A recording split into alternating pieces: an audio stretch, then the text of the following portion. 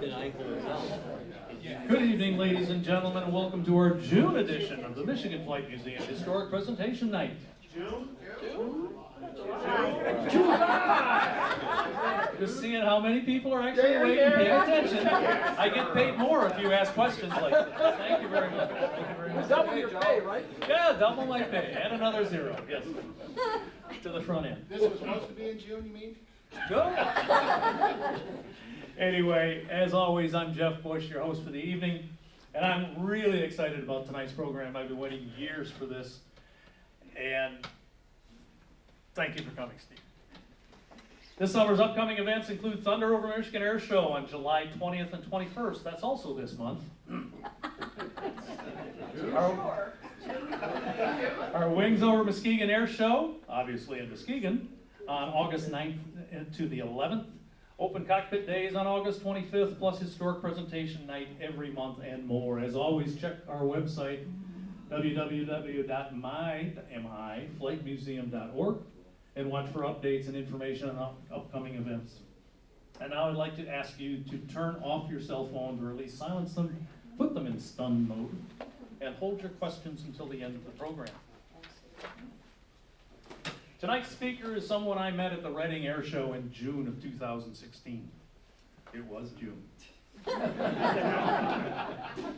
It was my first time at Reading, and as I recall, it was yours also. Yes, it was.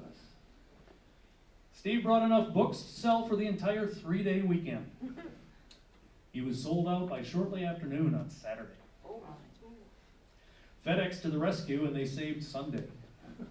He almost sold out then too, as I recall. Steve is a graduate of UCLA and lives in Seal Beach, California. After a 36-year career in sales and management, he began a 4.5-year quest to learn more about his father, Army Air Corps pilot Lieutenant Howard Snyder, and the crew of his B-17 Susan Ruth. This is a compelling story, and we have the one person tonight who is as familiar with the person as those who lived it.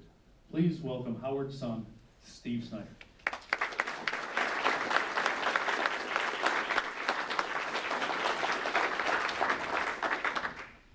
Well, I'm delighted to be here tonight. Can everyone hear me okay? Yeah.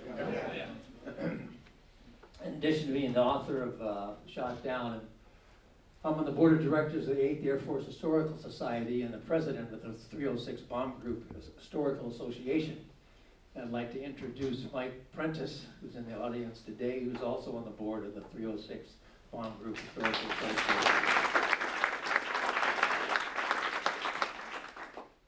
Mike's dad was shot down on the 2nd Schweinfurt mission, became a POW for the Marine year of the war. Growing up, I knew the basics of my dad's World War II history. I knew he was a B-17 pilot. He was stationed in England with the 8th Air Force. His plane was named the Susan Ruth after my oldest sister, who was 1 year old at the time that he went overseas. Flew bombing missions over Europe, and on February 8th of 1944, his plane was shot down. And he was missing in action for 7 months.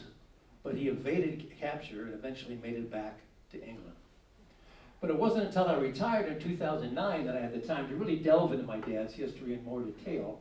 My parents had kept a lot of material about the war years, and I just wanted to go through that and organize it and find out some more details. And there were 2 items that were really significant. One was a diary that my dad wrote while he was missing in action about his plane being shot down. It's absolutely riveting. So much so that it was included in 2 books that were written. On the left is The Mighty Eighth by Gerald Astor. It was about the 8th Air Force, which flew his first mission on August 17th of 1942. They flew high altitude daylight precision bombing missions, and with the goal of hitting military and industrial targets to cripple Nazi Germany's ability to wage war.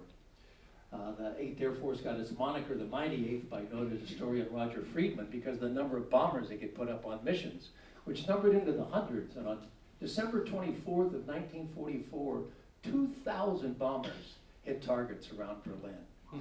I mean, when I see one B-17 up in the air, I'm excited. Can you imagine 2,000?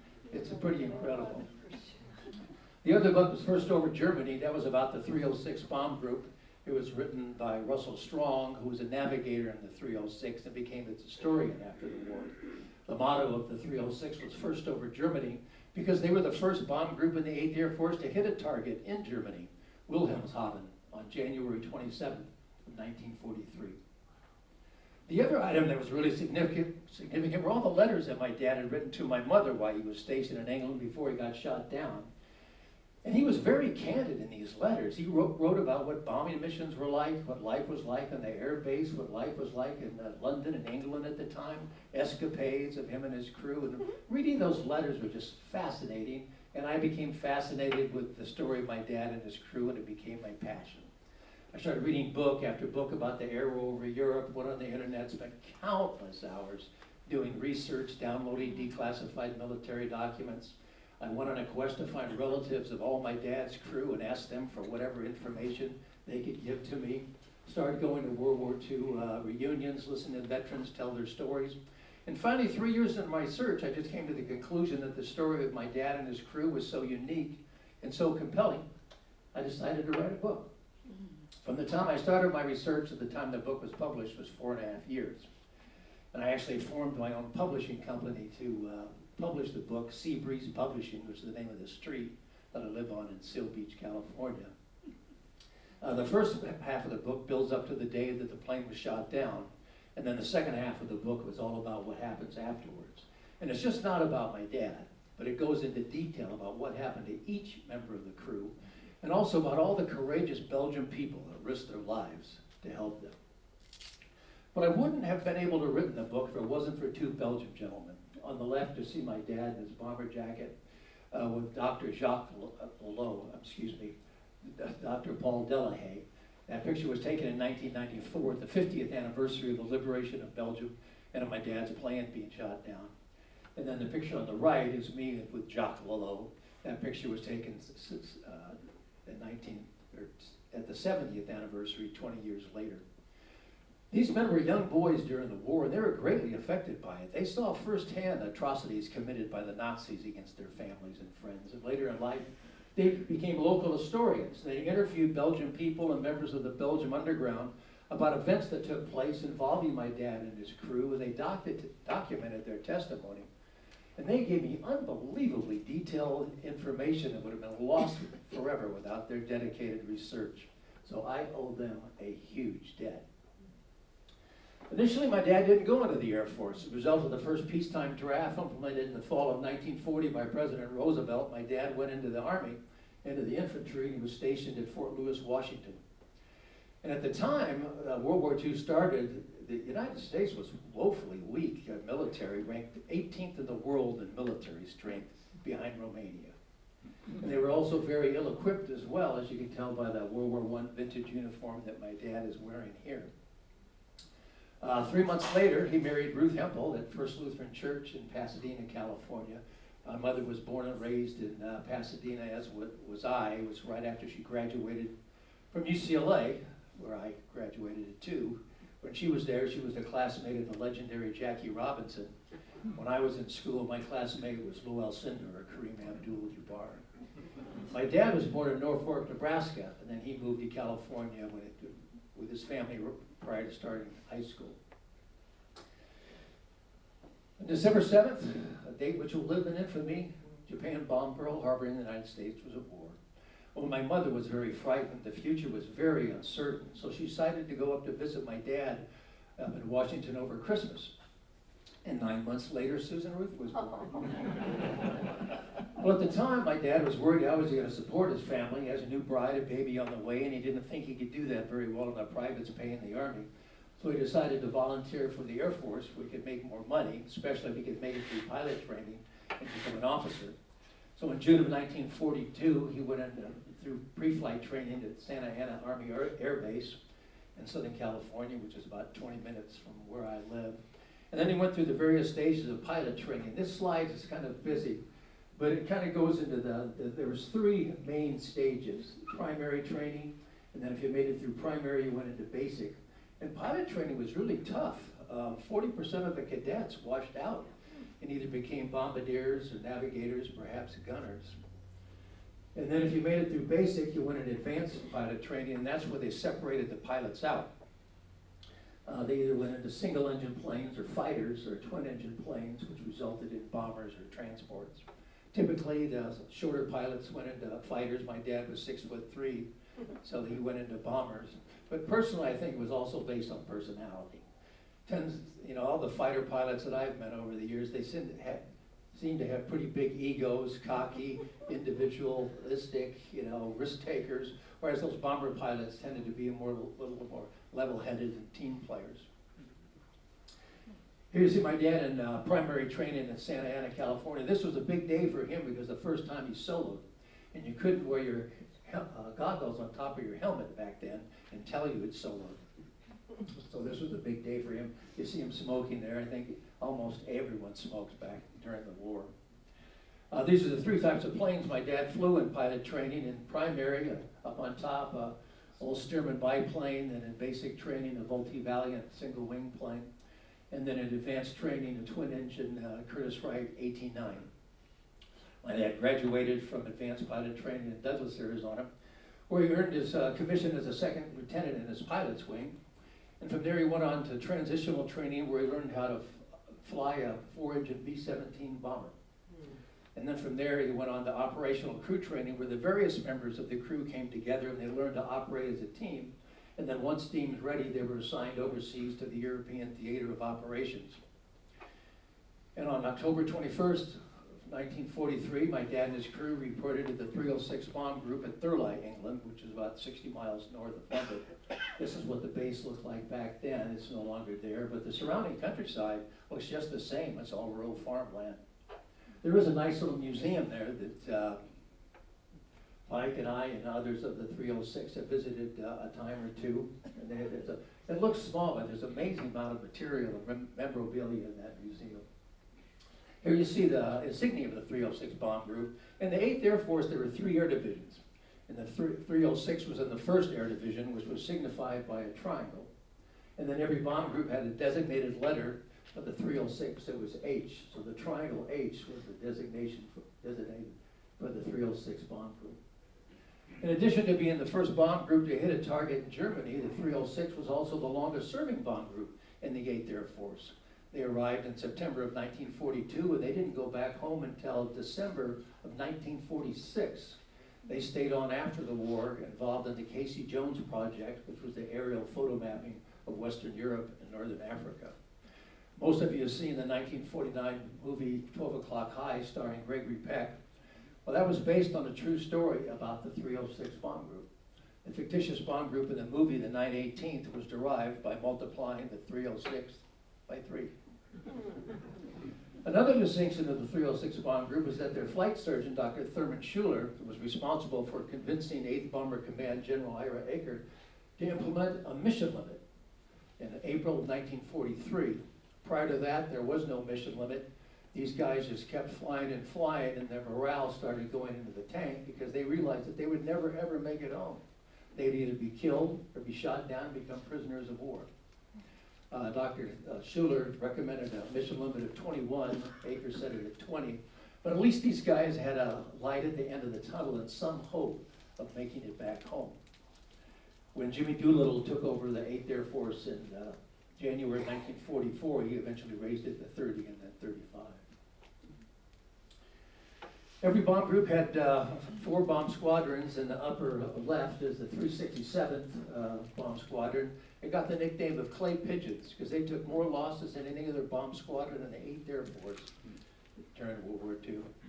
My dad was in the lower left squadron, the 369th, and they had one of the least losses of any bomb group in the 8th Air Force. Prior to after D-Day, they held the record for 42 consecutive missions without losing a plane. I always like to point out the ground crew. The combat crews got all the glory and the recognition, but these 2 ground crews are the ones that kept these planes flying. After missions, these bombers would come back all beat up, and these ground crews would stay up all night long, usually in very inclement weather, sleet, snow, ice, mud, rain, repairing battle damage, doing maintenance on the plane, repairing engines, replacing tires. And they took great pride in these planes. They really considered it their plane, and they just loaned it out to the combat crews occasionally to fly missions. So they were really the unsung heroes. Here you see my dad's crew. A B-17 had a 10-man crew. They had 4 officers who were kneeling in front. My dad's in the lower left. He was the first pilot, and as such, the commander of the plane and the crew. And then going across, you have the co-pilot, the navigator, and the bombardier. And then behind them, standing up, are 6 enlisted men or non-commissioned officers who were mainly gunners.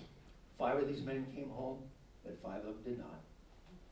That's not the Susan Ruth, that they just, another B-17 that they took her crew picture in front of after they arrived in England. I would like to point out the nose art, though. I love the nose art. It's interesting that only the Air Force was the only entity that allowed their planes to be named and painted. The Marines didn't, the Navy didn't, nor did other countries. But the Air Force thought it could help the morale of these young guys if they could personalize their planes. And they were very creative in what they named and painted on their planes. You know, many times it was a cartoon character, but more often than not, it was a scantily clad or nude woman. You know, after all, these guys were in their late teens and early 20s and really young men. The 306 flew B-17s. The 1st Air Division and the 3rd Air Division flew B-17s, and the 2nd Air Division flew B-24 Liberators. B-17 had the nickname the Flying Fortress because of the armament they had on the plane. They had 1350 caliber machine guns. They could put out a tremendous amount of firepower. And they could also take a tremendous amount of battle damage and continue flying. Every plane had tail markings to identify them. Again, you see the triangle H of the 306 of the 1st Air Division. And then every plane had an identification number that was assigned by the manufacturer. Boeing designed the B-17 and produced 60% of them, but Lockheed Vega and Douglas Aircraft each produced 20% as well. There were 3 different models of B-17s flown in the European Theater of Operations. First was the E model. They only built about 500 of those, so those were quickly phased out by the F model, who was eventually replaced in the fall of 1943 by the definitive B-17 model, the G model, which you can always tell by the chin turret underneath the nose of the plane. Here you see the crew positions on a B-17. Again, this is the G model with the chin turret. You had the bombardier, the navigator, the 2 pilots, the flight engineer, the bomb bay, radio operator, ball turret gunner, 2 waist gunners, and a tail gunner. And the bombs hung up on racks in the bomb bay. It was a little bit difficult to see. It was really tight in there. It was more cramped in a B-17 than a submarine. You know, anyone who has not been in a B-17 really doesn't realize how cramped it is in those planes. And this catwalk's 8 inches wide. This boy's 8 years old, so you can see how tight it is there. And occasionally on bomb runs, these bombs would get hung up on the racks, which required one of the crewmen to either kick it loose with his foot or take a wrench and knock it loose. And when those bomb bay doors are open, you're looking 5 miles straight down to the ground, so it took a little courage to do that. Here you see the crew positions a little more clearly. This is the F model without the chin turret. You have the bombardier, whose main job was to drop the bombs accurately. But in the G model, if they were under attack by enemy fighters, he manned the chin turret. And you have the navigator, and he needed to know where they were and where they were going. But under attack, he would man cheek guns that were on each side of the plane. Then up above them, you had the 2 pilots, the first pilot in the left seat, co-pilot in the right seat. And you needed 2 pilots to fly these planes, and not just because if one was killed or injured, you had another guy that could do the job. These missions lasted 6 to 10 hours of length, so they were very tiring, both mentally and physically. Back then, it took muscle to fly these planes. And they flew in tight formation, so they had to stay alert at all times, or they could clip a wing on the plane next to them, or run on the plane in front of them and go down. And also, they had to continually fight the turbulence. They had the turbulence of weather, which we've all experienced in commercial flight. But they also had the turbulence of all those bombers flying in so close proximity to one another. So the wake turbulence and the prop wash would just churn the air up like being in a washing machine. Then above the pilots, you had the flight engineer. He manned the top turret when they were under attack. He was also called the crew chief. He was kind of the onboard mechanic and knew how everything operated and helped monitor all the instruments in the cockpit. There were over 150 different toggles, switches, gauges, and dials, and he would peer over the pilot's shoulders to help monitor engine performance and fuel consumption. Then behind the bomb bay, you had the radio operator, which was the most comfortable position on the plane. You had a relatively roomy compartment and a chair to sit at. Then the most cramped position on the plane, the ball turret gunner. Again, these missions were 6 to 10 hours in length, so he's curled up in that fetal position for hours on end, which was pretty uncomfortable. And then you have the most exposed positions on the plane, the two waist gunners, and another tight position in the tail gunner. My dad flew his first mission on November 3rd of 1943. It was a mission to Wilhelmshaven. It was the first time the 8th Air Force flew over 500 bombers on a mission. And flying combat was exceedingly dangerous and unbelievably brutal. 26,000 men were killed in the 8th Air Force, which was more than the entire Marine Corps fighting in the Pacific. Another 28,000 men were knocked out of the sky and became prisoners of war after their bombers were either hit by fighters or anti-aircraft fire. Being a combat crewman in the 8th Air Force during World War II was the most dangerous duty assignment in the United States military. And it was dangerous from the time they took off to the time they landed. At its peak, there were about 40 bomb groups located in an area called East Anglia, which is about the size of Vermont. And these bases were only 5 to 10 miles apart. So on the day of a mission, you could have hundreds of bombers taking off all at the same time. And back then, there was no air traffic control, there was no radar, and usually the weather was socked in so you couldn't see anything until you got above the cloud later. So mid-air collisions were not uncommon and airmen lost their lives. Next thing they had to deal with was the fact that these planes weren't pressurized. So above 10,000 feet, you had to go on oxygen, or after a couple of minutes, you'd pass out and you could die. And also, it was extremely cold. It was minus 40 to 60 degrees below zero in these planes. So frostbite was a huge problem. One of my dad's waist gunners was hospitalized for 2.5 months with the seriousness of his frostbite injuries. Here you see a waist gunner with the combat uniform that they would wear. His steel helmet, his goggles, oxygen mask. This is a flak jacket. It was an apron with metal plates in the front and the back that would help protect them. And his fleece-lined jacket and pants, thermal boots and gloves. This is a parachute harness here. They didn't actually wear their parachutes in the plane because it was too cramped. So if they had to bail out, they had to have their whips about them to find their parachute to begin with, and then clip it on hooks in the back of the harness and bail out. That's not a B-17, that's a B-24 Liberator there, but again, you'll notice the creative nose art. The next thing they had to deal with was enemy fighters. Germany had radar stations set up along the continental coast of Europe, so they knew when these bomber formations were coming, and they'd send up their Air Force, the Luftwaffe, to intercept them. Here's the waist gunner again, firing 50 caliber machine gun, all these spent cartridges on the floor here. It's just like stepping on ball bearings or marbles. The ammunition for the guns came in belts of 27 feet length. So if you fired the whole belt, they said he fired the whole 9 yards. And a lot of people believe that's where that expression came from. It was 8th Bomber Command's belief that at the beginning of the war, that these heavily armed bombers flying in tight formations of hundreds of bombers could defend themselves from the Luftwaffe. And they flew in what was called the combat box formation. And here you see the box of a combat wing. And then with the box of a wing, you have 3 groups representing 3 boxes representing bomb groups. And then with each bomb group box, you have 3 other boxes representing bomb squadrons. So the theory was that all this interlacing firepower could ward off the German Luftwaffe. But unfortunately, that was not the case. Here you see another diagram of the formation from behind, from on top, and then from the side. It was a 3-dimensional formation with a lead group, a high group, and a low group. During the early years of the war, 42, and especially 1943, the 8th Air Force took devastating losses. Even though they implemented that mission limit of 25 in April of 43, it was statistically impossible to complete 25 missions.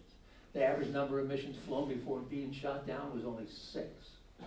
And the losses culminated in the fall of 1943 in October, what is referred to as Black Week. With over 4 missions, they lost 148 bombers. That's almost 1,500 men. With the worst day being October 14th, Black Thursday, when they sent 291 B-17s to hit the ball bearing factories at Schweinfurt, and 60 of them were shot down.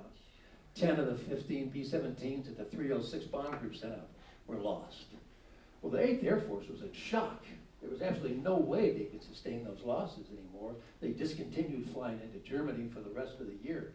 It wasn't until right at the end of 43, the beginning of 44, when external fuel tanks were added to the P-47 Thunderbolts and the introduction of the P-51 Mustangs, that these bomber formations finally had fighter escorts who could take them deep into Germany all the way to the target and then bring them back home. The P-51 Mustangs were particularly effective. They basically decimated the Luftwaffe. By the time D-Day rolled around on June 6th of 44, the Allies had air supremacy. This P-51 is Tom Cruise's, which he flew in the movie Top Gun Maverick, if you happen to see that movie. It's housed in the Plains of Fame Air Museum in Chino, California, which is about 40 miles from me. The next thing they had to deal with was anti-aircraft fire. This is a flak gun. Flak was the abbreviation for the German word for aircraft defense cannon. And these were deadly weapons. They fired 20 shells a minute, and the shells were calibrated to explode at the same altitude that these bombers were flying. And these shells were filled with all different shapes and sizes of razor-sharp metal called shrapnel. And when the shells exploded, it would burst out hundreds of feet and easily penetrate the thin aluminum skin of these bombers. It was so thin that you could take a screwdriver and just poke it right through it. From a distance, they looked like little innocent black puffs, but when these formations got in that killing field, those puffs got louder, the explosions got deafening. If one exploded near the ship, it would just violently rock the bomber. If it hit a bomber directly, it basically disintegrate and disappear. Or if it hit a wing, that bomber would just plummet to the ground like a stone. My dad said even though it was so cold at that altitude, he would be just perspiring heavily, and his clothes would just be wringing wet with sweat because of the adrenaline running through his body. When they neared the target, they reached a pre-designated point called the IP, the initial point, where they started their bomb run. At that time, the first pilot gave control of the plane over to the bombardier, who flew the plane through this device, the Norden bomb sight. It was a revolutionary device. It was an analog computer that could calculate various factors, such as the speed of the plane, the altitude the plane was flying, wind speed, wind direction, so it could actually accurately drop the bombs. It was also highly secretive. The bombardiers had to take an oath that they would defend it with their life. But little did the U.S. know at the time that the Germans had a spy, Hermann Lang, in the Norden bomb sight factory and knew all about it. Here you see the bombardier looking through the crosshairs of the bomb sight, and once he released the bombs, he'd yell, "Bombs away!" And that would signal the first pilot to take control of the plane again, and then make a big turn to get the heck out of there, and then go to another pre-designated point called the rally point, where the bombers who made it through the bomb run would try to form up again and then head back to their bases in England, where once again they'd face enemy fighters. And even when they got back to England and reached England, they faced a number of dangers. The weather could be bad, socked in, they couldn't even find their bases, they could be running out of fuel, could have injured or dead pilots on the plane, could have a lot of battle damage, engines out, flight controls out. So crash landings happened frequently, and once again airmen lost their lives. It was on a bombing mission to Frankfurt, Germany on February 8th, 1944, where my dad's plane, the Susan Ruth, dropped its bomb successfully. But the bomb bay doors got hit by flak, and they couldn't get them back up.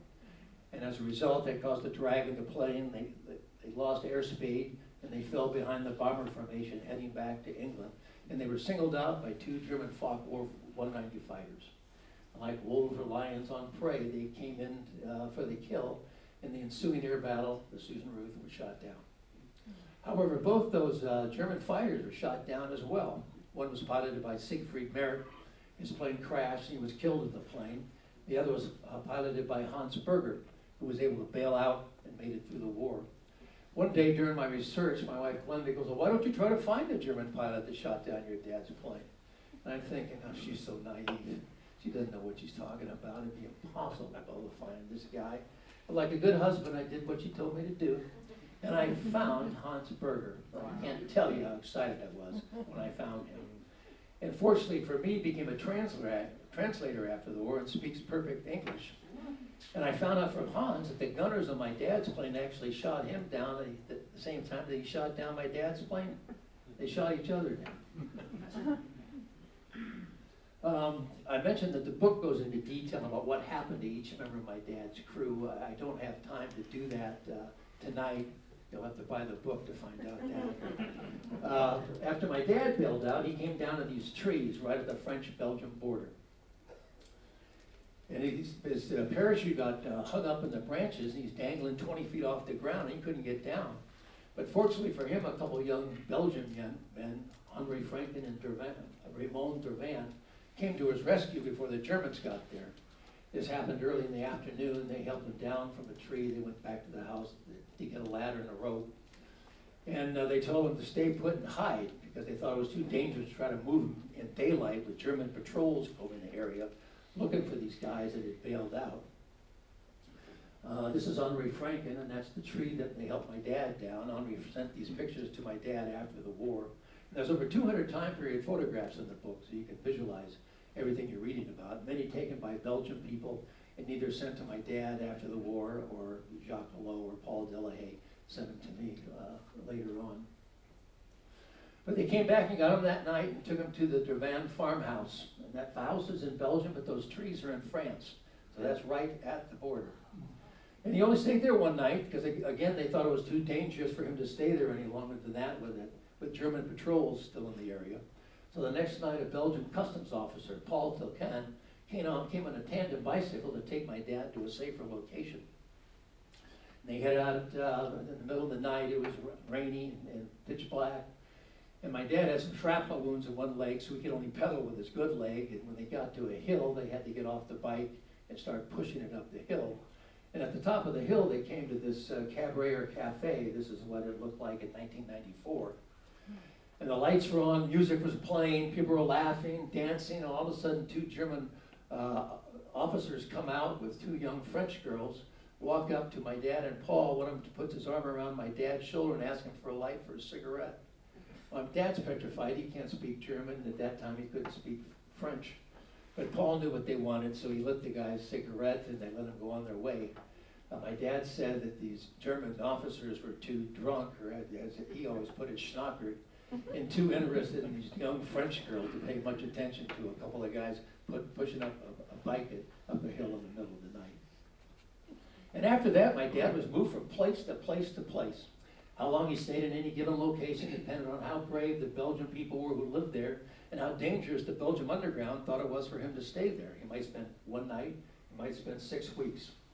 These are a few of my dad's helpers. He had many more than this, but just to give you an idea. They put a beret on him to help him try to blend in, but again, he was 6'3", quite a bit taller than the locals.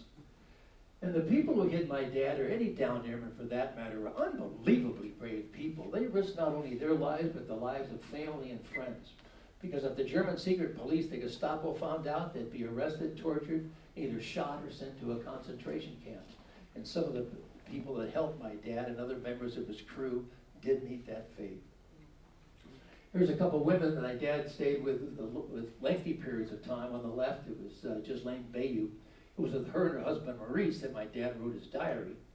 And on the right is Jeanette Guedin. Her husband was a captain in the French army who was captured in 1940 when Germany first invaded the lowlands, and he spent the remainder of the war as a POW. And hiding was very stressful.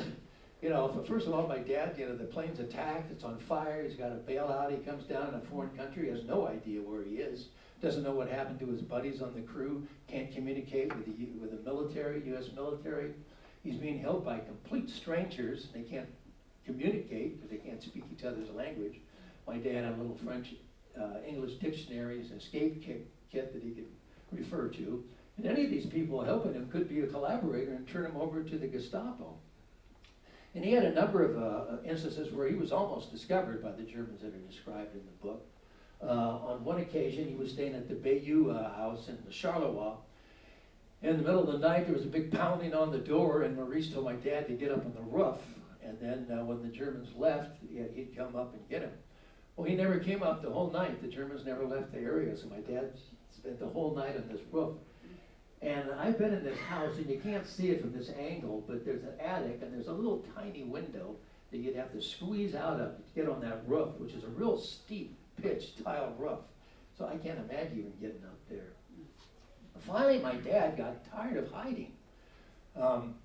Word came that the Allies had landed at Normandy on June 6th, and he decided to get back into the fight. Unlike most airmen, he had that year's experience in the infantry and knew how to fight in the ground. So he decided to join the French resistance. His helpers tried to talk him out of it because it was too dangerous. You know, he'd be killed fighting against the Germans, or if they captured him, you know, he'd be executed on the spot for being a terrorist. But he felt it was his duty to get back in the fight. There's Americans fighting, and he thought he should as well. You know, I don't know how many people would have made that decision, because the smart thing to do, or the logical thing to do, was just stay hunkered down and in hiding, and then just wait for the U.S. armies to come up through France to liberate the area. But he convinced one of his helpers, Amy Cools, to accompany him on bicycles down across the border into France, and he met up with a group, joined up with a group of the French resistance. This is not the unit he joined, but he gives you an idea of what they looked like. The French resistance, or what they would call, that was the Maquis, were made up of small independent ragtag guerrilla groups located all across France. And their job was just to harass the Germans. They'd disrupt communications, sabotage railroad lines, assassinate German officers, attack convoys. And they got their instructions from the British through coded messages over the BBC. My dad said if the information they gave was amazingly accurate. If they said a German convoy was coming down this road on this day at this time, sure enough, they would be there. And that was a result of the British cracking the Enigma code and knowing everything that the Germans were up to. They were also supplied by the British through airdrops as well. This is the house just across the border to France, or the farmhouse, I should say, that the Mackey group stayed in. Here you see my dad in 1994 standing in front of it, and he stayed in this tower here, where you see the two windows up top. And on one occasion, it was early morning, he was just in his skivvies, shaving cream on his face, and he looked out the windows. A German patrol was coming up the area. So he jumped out these back of the farm, these grain windows, and hightailed it in the woods to avoid being captured. And there are several encounters described in the book that the Mackey group have attacking convoys, German convoys, which were pretty thrilling. 7 months after my dad bailed out, word came that there were U.S. troops in the nearby village of Trelon, France. We walked into town, in the town square, went up to an army major. Actually, it was an element of Patton's Third Army, which had come up through France after D-Day. He identified himself. They interrogated him to make sure he was who he said he was. And he caught a ride on a transport, or a convoy, taking German prisoners to Paris, and then hopped on a transport and got back to his base in England, where he sent a Western Union telegram to my mother saying, back at base, fit as a fiddle, bank the money, honey, because he had all that back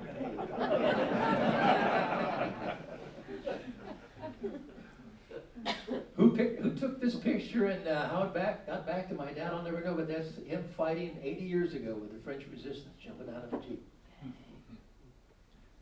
Belgium's a wonderful little country. A lot of people don't realize it's divided in two. The upper portion of Belgium is called Flanders, where they speak a dialect of Dutch, Flemish, and it's rather industrial and more heavily populated. And then the lower half of Belgium is called Wallonia, where they speak French. And my dad and the plane and the other guys that were able to bail out came down right around in here. Actually, my dad and the plane came down in Belgium, and the other guys that were able to bail out came down in France, and that were either brought across the border by Germans who captured him, or by the French resistance who was trying to hide him. The Bayou House and a couple of other people that were in Charleroi, my dad was hidden up here for quite a while. And then that French farmhouse where the French resistance stayed in Trelon, France, where he was liberated, was right around here.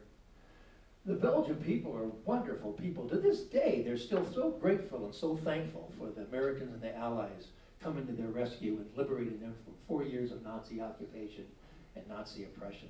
And they do a great job of educating the younger generations as well. Dr. Delahaye formed the Belgo-American Foundation in 1984 and started erecting memorials to honor various events. And then they have memorial services or ceremonies at these memorials on the anniversary of the events. But the big celebrations all center around September 2nd, which is the anniversary date of the liberation of that area. And they last several days. So this is a poster of the 70th anniversary. I'm going over again this fall for the 80th anniversary. And, you know, like they last for 4 days, they're wonderful events. They put up these huge tents that seat hundreds of people. This is just a portion of one.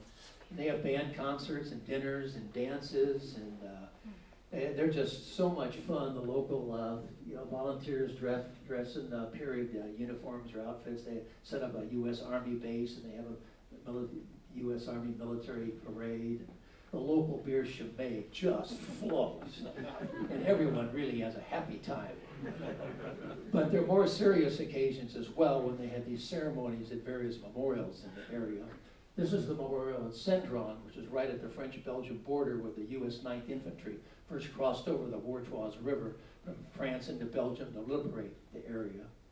And all the local villagers come out, the local dignitaries make speeches, the U.S. military is there, the French military, the Belgian military, the U.S. ambassador of Belgium comes down with an entourage. And here again, you can see all the young people sitting in front, trying to emphasize the importance of remembering and honoring these events.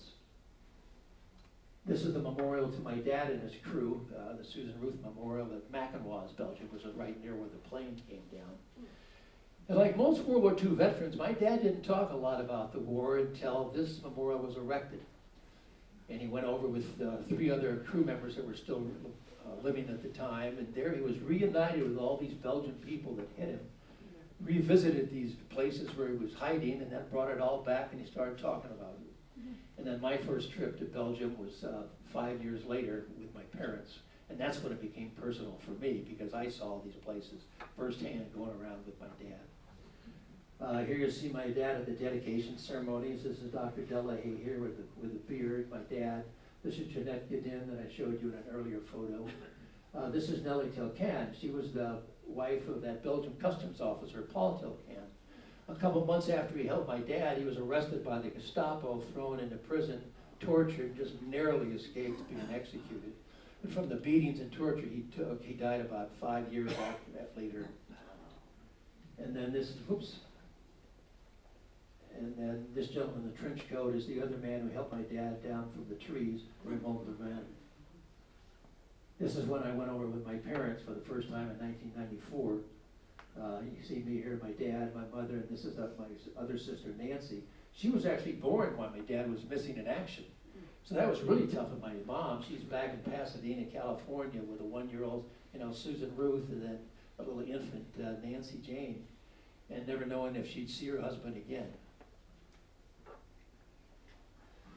I've been to Belgium 6 times, and I mentioned I'm going to, again, this fall for the 80th anniversary, but on 2 of those trips I continued on to Munich, Germany to visit that Luftwaffe pilot that shot down my dad's plane, Hansberg. And we became friends. Here you see us in his apartment in Munich. You can't really tell, he's wearing his fighter jacket here and has his Iron Cross on. He shot down 7 B-17s and 1 Spitfire, but he was shot down 3 times himself. Almost all his friends were killed during the war. The only reason he made it through the war, in my opinion, is that at the beginning of 1945, they pulled him out of combat to become a test pilot for the Henkel HE-162 single-engine jet fighter that the Germans were trying to perfect, which they never did. But I think that saved his life. If he had kept flying fighters against the 8th Air Force, he would have been shot down and killed before the war ended. I had hoped he could go visit Hans this fall when I go over, but unfortunately he passed away in January at age 100. But I can't tell you how excited I was to find him, and I felt an affinity for him, really. He was part of my dad's life. Here we're having a cold one at the Hofbrauhaus. Here you see my dad and me in 2004. He wanted to go visit the World War II Memorial in Washington, D.C. before he died. I accompanied him to a reunion of the Air Force's Escape and Evasion Society in 2004. It was right before the official dedication. It was the last trip he ever took. He died 3 years later in 2007. He wasn't the last crew member to die, but he was the oldest at 91. And today, all the World War II veterans are in their late 90s or, early hundreds. After the war, there were 6 million World War II veterans. As you can see with this graph, which is outdated, That number's been diminishing rapidly over the years, and today there's only about 100,000 or less than 1% of those men still with us. There's no other event in history that affected more people than World War II. 60 million people died, millions more were wounded, millions more were left homeless and displaced. It changed the course of America and the world forever. And the brave young men who fought and died for freedom are, to me, the greatest generation, and their sacrifice must never be forgotten. It's our duty to remember. Thank you.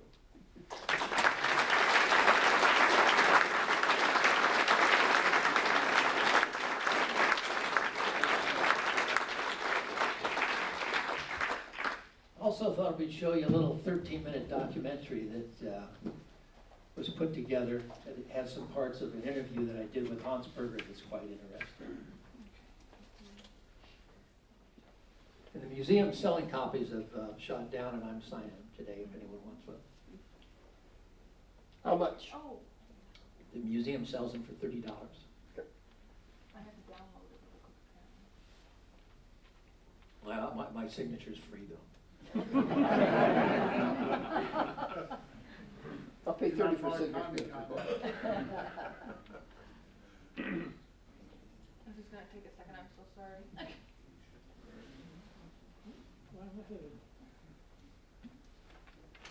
Oh, I keep loading that up. Does anyone have a question? Yes, sir.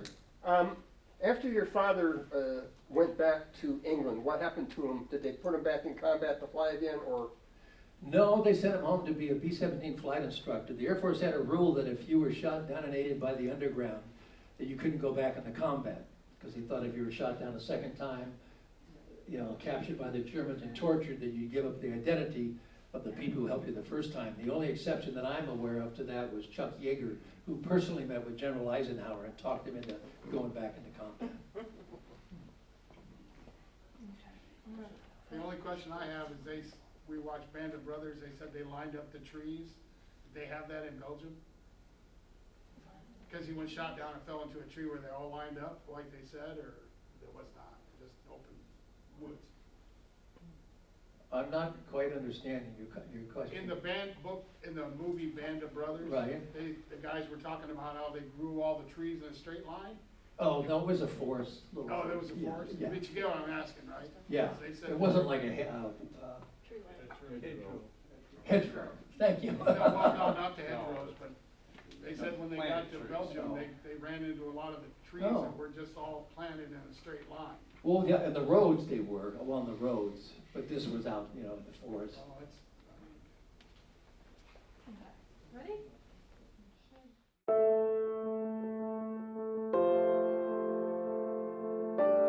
Like most World War II veterans, my dad didn't talk a lot about the war.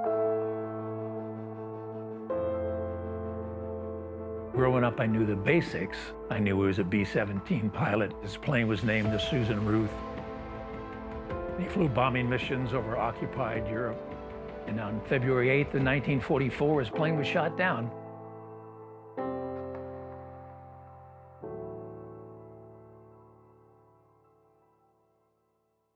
I had a wonderful relationship with my father. He was a tough guy, kind of a no-nonsense guy. We compared him to John Wayne. He was that type of character. My parents grew up in an area with tough times. They went through the Depression, and they were tough people as a result of that. World War II came along, and there was no other event in history that affected more people. When Japan bombed Pearl Harbor on December 7th, the country rallied. They believed in their cause, and they were willing to sacrifice all to achieve victory. Flying combat was incredibly dangerous. The average number of missions flown before being shot down was 6. For these guys to keep going up, on mission after mission, knowing that the next one could be their last, took a lot of bravery and a lot of guts. I got shot down on my 8th mission. I was up in the air and 2 Funk Wolves came in and they shot the heck out of us. They came in about 1 o'clock. They just made one pass and everything blew up. 2 of my men were killed in the plane. 2 evaded capture. I was one of them and my tail gunner was the other one. And then 3 of them got down safely, but they were picked up by the Germans and they were interrogated, and then they were marched out into the woods and shot in the back of the head. 3 Belgian farmers saw the chute open, and they came running over, and they threw me a rope, pulled me up to the tree, and got me out of the tree. And one of them took me off into the woods and hid me. They were different personalities, of course. Some of them were brave, some of them were scared to death. The ones that were scared of hiding you, why, they'd move you pretty quick. The ones that weren't scared, I mean, you might stay there 6 weeks. They risked not only their lives, but the lives of their family and friends. If the German secret police, the Gestapo, found out about it, they'd be arrested, tortured, and either sent to a concentration camp or shot. And some of the people that helped my dad and his other members of the crew met that fate. Word came that the Allies had landed at Normandy on June 6th, so he knew they'd be coming up through France to liberate that area. His Belgian helpers accompanied him over the Belgian border into France and joined up with a unit of the French resistance called the Maquis. They would disrupt communications, sabotage railroad lines, attack convoys, assassinate German officers. And so he fought with them for a couple months. The very first hours of the 2nd of September 1944, few jeeps of the Reconnaissance Party of the 60th Infantry Regiment crossed the border, and there the Belgian population were waiting for the liberators. They were waiting that for 4 long years, and they saw the liberators coming in, and they were waving, they had flowers. It was very happy days for the whole people of Belgium. Word came that there were U.S. troops in a nearby village of Trélone, France. So he walked into the village, into the town square, up to an army major. My dad identified himself, and that ended his 7 months of missing in action.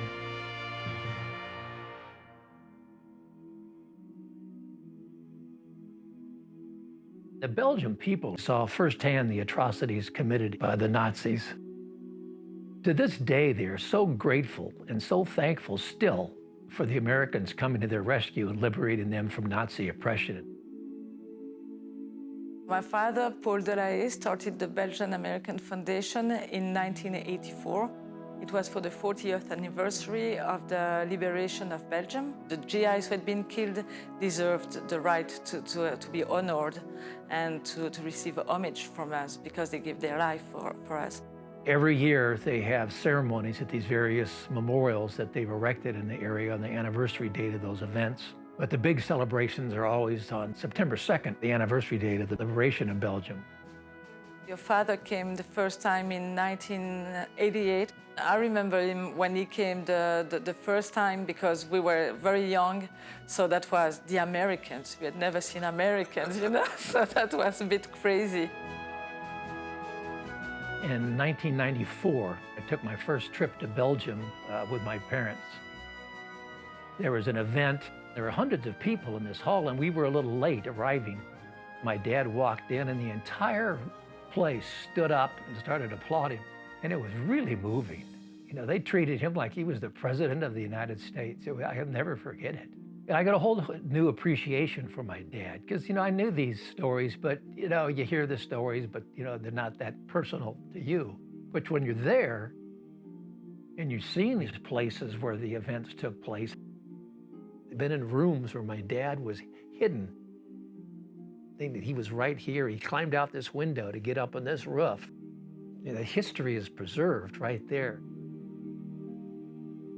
The locals really saved my dad's life. It's a war we fought together. He came here to liberate my country. Why wouldn't I help him? I corresponded with him from the time I got back to the States until they died. They're wonderful people. They're brave people. I mean, they risk their life to keep you from being captured.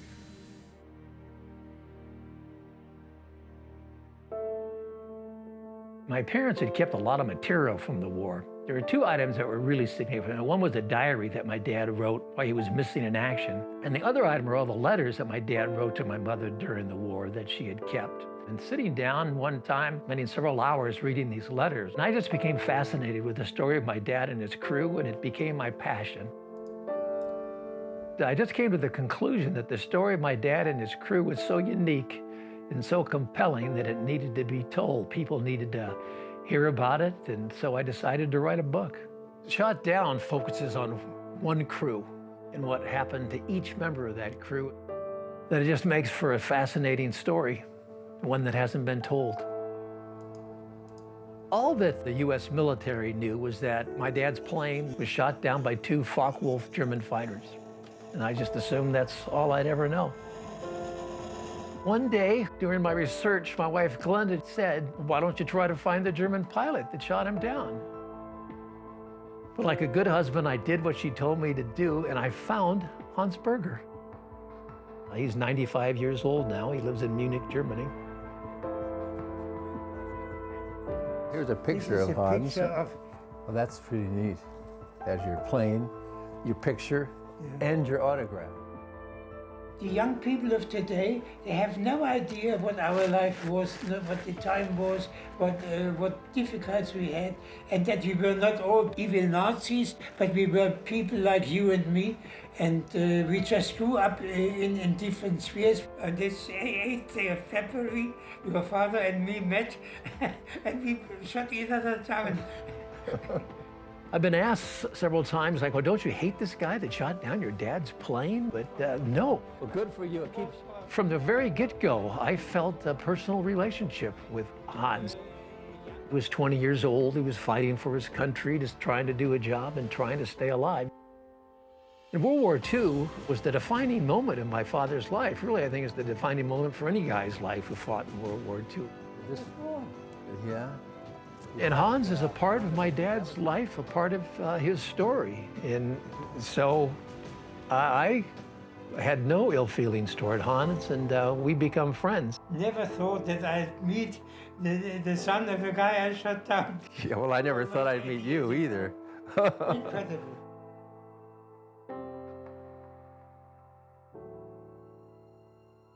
I know the facts, but more want to know the why or how he felt, because I never asked him about it until it was too late. Miss him?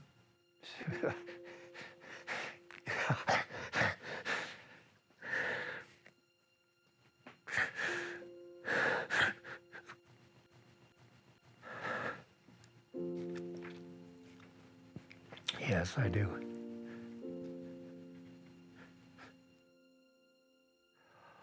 He was a great man. It's too bad that I didn't do all this while he was still living.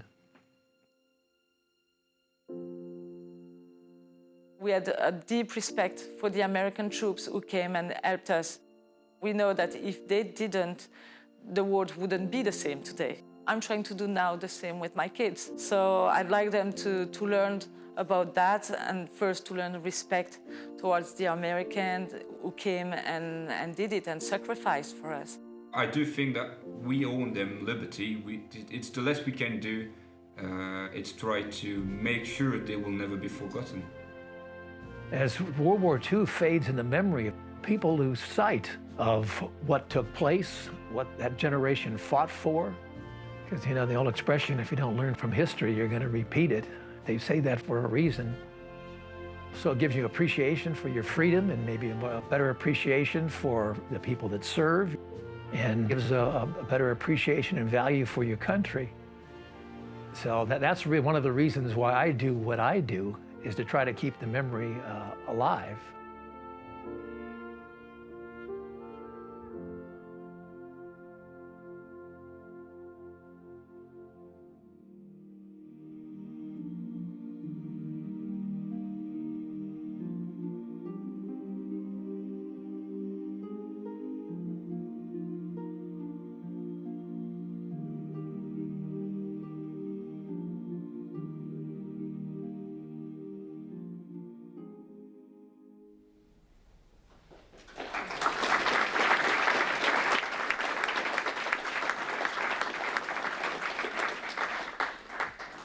I apologize. that's kind of the wrong version. I have one that has, what am I, I'm having a senior moment here. Subtitles. Oh. So you can, because it's a little hard to understand some of the words that they're talking, so I said the wrong one, sorry about that. Any other questions? What mission number was your dad on? My dad was shut down on his 8th mission. Some of his crew had a lot more missions, some had a lot less. Some guys were sick. A lot of guys got sick in the 8th Air Force because of the weather. They had the flu or pneumonia or injured. My dad was captain of the basketball team. I mean, the center on the basketball team. Back then he was center at 6'3". But he tore the ligaments in his ankle, so he couldn't fly for 2 months, which really upset him because he wanted to get his missions in so he could get back to his wife and little Susan. Sorry. Did your dad have any knowledge about Hans or the pilot that shot him down? No. He had no knowledge of him whatsoever prior. Have you flown on the B-17? Yes, twice. 2004 and 2014. California, or where did you go? Yeah, I was in California both times. Very good. What did your father do after the war? Oh, he did a lot of things. He was an air traffic controller for a little while, and then he started a restaurant, and he became the chef. He owned a restaurant for 10 years in Pasadena on Colorado Boulevard, where when I was a kid, we used to watch the Rose Parade go by and get up on the roof. It was pretty fun. And then he got into selling all sorts of different types of stuff that none of them really had that much success. And then he finally ended up with really what was his career job. There's a lot of you who are old enough in here to remember redemption stamps, like S&H stamps and stuff. Well, the company he was a manufacturer's rep for was Acra Stamp Machine Company, and they built this machine. It was kind of like a telephone. You'd dial, the stamps would come out, and he sold those to grocery stores and gas stations all across the United States. And then he ended up buying the company, and then he sold it, and that's what he retired on. And it was a good thing because right after that, they stopped redemption stamps. And the whole market was collapsed.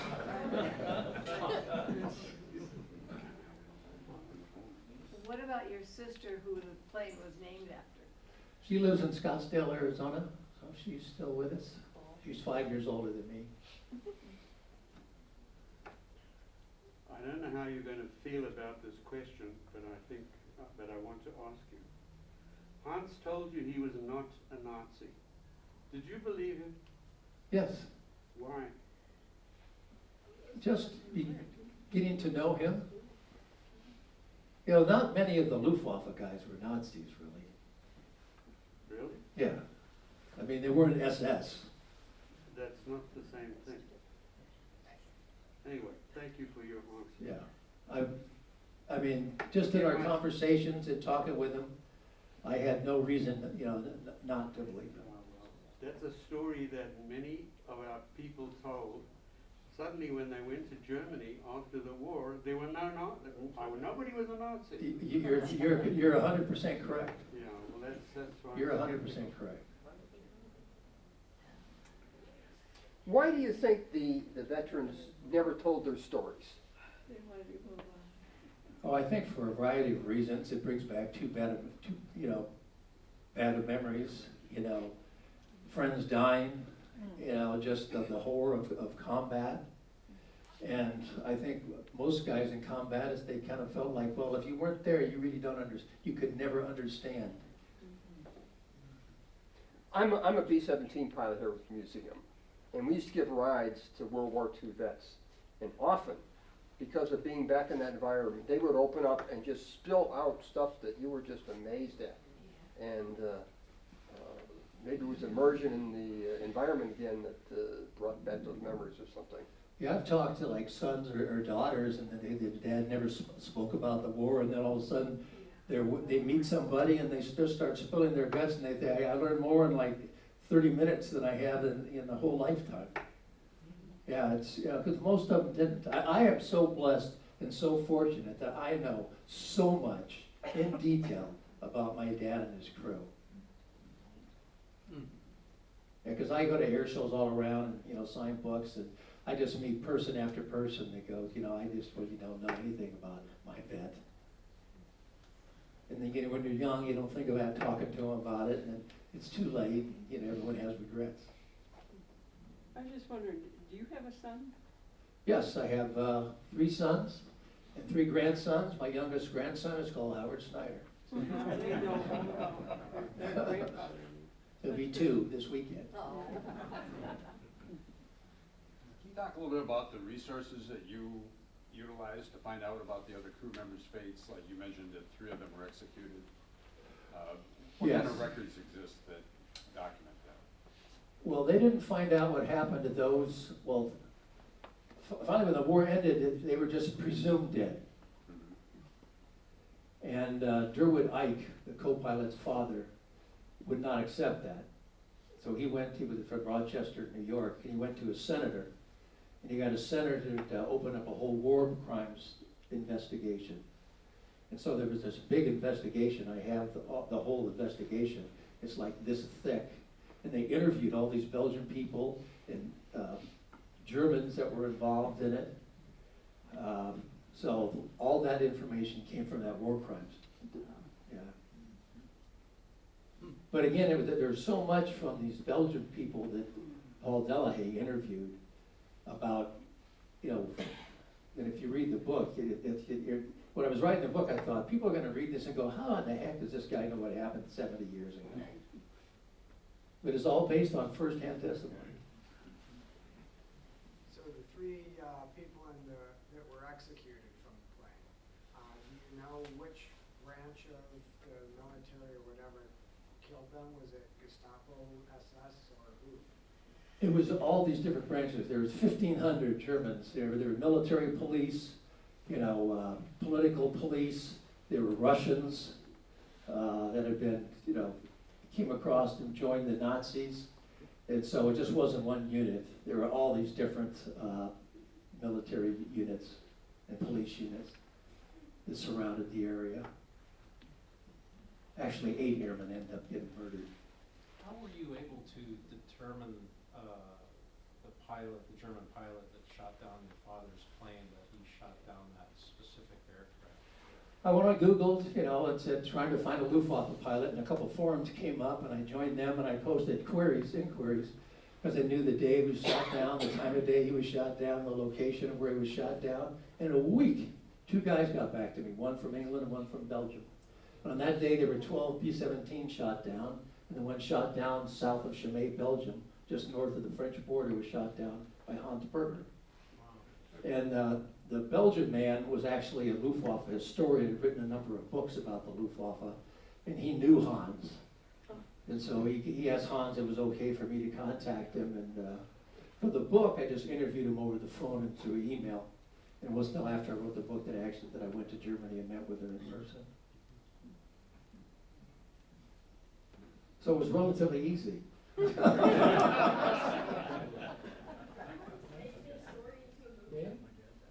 Well, it'd make a great movie or a miniseries, but it's all who you know and getting it in front of the right people. I am gonna give it a shot.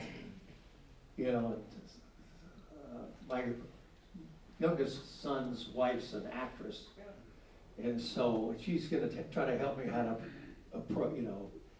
prepare approach letters, like Spielberg, and there's about 20 Hollywood directors. I'm gonna send it to Wahlberg and all sorts of people. But it goes to their, goes to their people. So who knows if they will ever see it? But who knows? You think the Masters of Air kind of disrupted your idea because they've already made a huge series about all the stuff that went on, and it would be just too related to carry on? Well, Masters of the Air didn't really even touch on what my book's about. What happens to guys that are, shot down and missing in action for months and months and really involved with the underground and the resistance. They just had, maybe 5 or 10 minutes about the one guy that, was aided by the French. They actually got out to an escape route, which is totally different. So it's really a totally different thing is what happened on the ground. But the Masters of the Air did a great job of depicting the horror and chaos, what it was like flying combat missions, so they did a good job of that. If you saw Masters of the Air, you could put my dad in that script. Everything that happened in that show happened to my dad. Basically from training, mid-1943, to the Regensburg Schweinfurt mission, to Black Week. They didn't talk about the second Schweinfurt mission, but being shot down, how you were interrogated, prison taken to a gulag, interrogated, then taken to Stalag Luft 3, which was in the movie, and then to Stalag 7A, and then to Leningrad. He could have been in that. That must have been really personal for you watching that. It was very emotional. Oh, I can and imagine. People that badmouthed it really ticked me off. I said, unless you know something, you lived it, or you know, I kind of lived it, you didn't realize how accurate it was.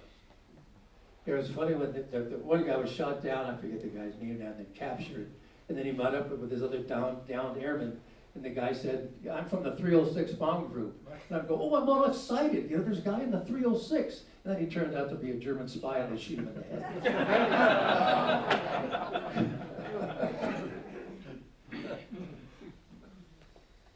Anybody else? Can you tell us a little more storyline for your mother's experience? I imagine she received some sort of notice that your father was shot down, and then to the point she receives his telegram. Well, he was shot down on February 8th. She received a Western Union telegram on February 23rd saying he was missing in action. And then it was another follow-up letter saying, well, he's still missing in action, but he might be, you know, a POW. We don't know. And then she didn't know anything until he sent that telegram after he got back to his base in England. But a really poignant part and moving part of the book are excerpts from all the letters of the mothers, the wives, the sweethearts of those guys who exchanged letters after the crew were shot down, you know, praying to God that their loved one would return, not knowing. And those are really moving out, that the women talk to each other. Because that's one thing, my mother kept all the letters that the crew relatives, their wives, you know, sent. So I had so much information to pull from. What did you do when you're not writing your book? Well, actually, since writing the book, it changed my life. You know, I retired, and I was just, you know, taking naps and going for walks and reading books. Then since I wrote the book, it's like a second career for me, but it's really a hobby. Because I do go all around the United States, you know, to air shows, and I spend a lot of time, you know, on social media promoting the book. But we have a second home in Sedona, Arizona, so we just go back and forth all through the year between Seal Beach and Sedona. And then our little 2-month-old grandson, 2-year-old grandson, only lives about a half an hour, so we're very involved with him now. But you didn't answer, what did you do before you started writing the book? Oh, I had a 40-year career in sales and sales management. The last 36 was a company called Vision Service Plan, VSP, that provides vision care as an employee benefit that corporations offer their employees to cover eye exams, glasses, and contact lenses. Really, I'm doing the exact same thing now that I was doing working for VSP. Travel all across the country instead of promoting the vision plan, I'm promoting the book. The 8th Air Force, is that in Georgia? Well, the museum's in Georgia, Yeah, in Pooler, yeah. But I'm with the Historical Society, which is a different organization. I'm really surprised that your mother's letters, or his letters, were readable. My husband was a tail gunner in B-17, and his letters were, you could not, I mean, that his mother saved, you couldn't understand them because they were like spaghetti. They just cut them all up. They censored them all. So any hint of we're doing a mission, you know, just that word, they were worthless. Well, my dad was, you know, he censored his cruise letters. Right, okay. But my dad talks about this in his letters, which is in the book too. The commanding officer of the 369th Bomb Squadron he was in was the captain of the basketball team. And because my dad was a good player and the center on the team, he gave my dad a ton of slack. And my dad would say, like, this guy, I get all this, extra treatment and benefits. And he even said he thought his CO sometimes thought the basketball games were more important than flying combat missions. So I think that's why his letters were not, redacted or redacted. Yeah, I was shocked when I sat down and read those letters. Because I thought, because most guys just go, the weather's crummy, the food's no good, and, I'm fine, love you, basically.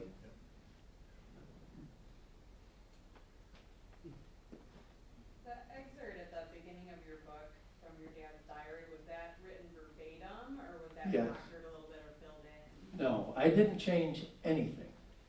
It's just the way the people recorded it.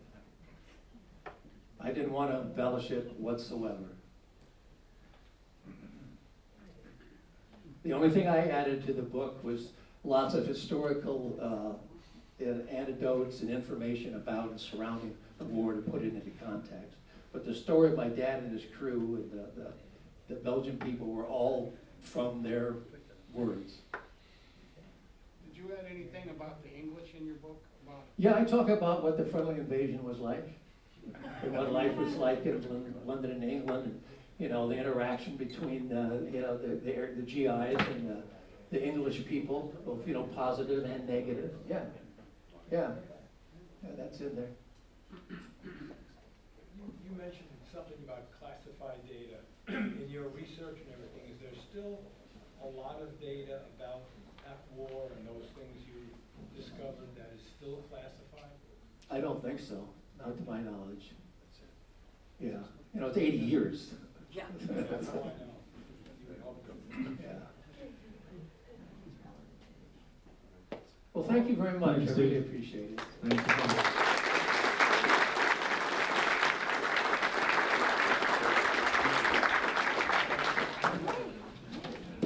We have great programs like this on the first Wednesday of every month. August 7th will be our next event. I guess we're going to skip July. We're going to welcome documentary producer Rick Mixter, who will present Bombs Away, which chronicles the most famous missions of our 4 Michigan air bases, K.I. Sawyer, Wordsmith, Selfridge, and Kinchlow. It's not too late to buy it. Kinchlow was the home of nuclear-armed B-52s from 1961-1977. This base was also among the first for a missile defense network called BOMAR that once shielded North America from Soviet threats. That's going to be exciting in July. Or is it August? Maybe it's August. Yeah. For the attendees who got in for free because you're members, we do ask again that you drop what you can into the boxes at the side and just outside the door so that we can keep these fabulous programs going month to month. We don't get paid. I don't either. Your support truly does go a long way. And again, Becca, thanks for putting this together. Thank you. You are a gem. Don't ever leave. And thank you all for coming out tonight. And until next time, bye-bye and bye-bye. See you.